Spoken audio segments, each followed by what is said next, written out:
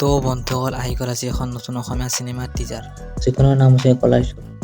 এই চিনেমাখন ৰিলিজ হ'ব জানুৱাৰী মাহৰ 17 তাৰিখে অসমত। চিনেমাখন আমি দেখিবলৈ পাইছোঁ যে এজন ইংৰাজ বগা চাহাবে এজন অসমীয়া ব্যক্তিক নাম দিছে যাৰ নাম কলাইছো।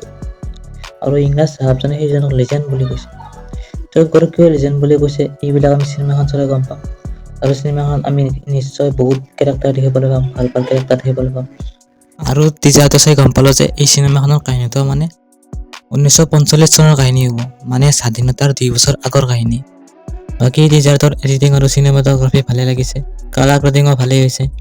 আৰু এটা কথা, এই চিনেমাখনত আমি অসমত হোৱা স্বাধীনতা আন্দোলনৰ প্ৰভাৱো দেখিবলৈ পাম। শুনা মতে টিজাৰটো চাই ধুনীয়া লাগিছে। আপোনালোকে একবাৰ চাই লওক, টিজাৰটো চালে গম পাব কিমান লেভেলৰ বনাইছে।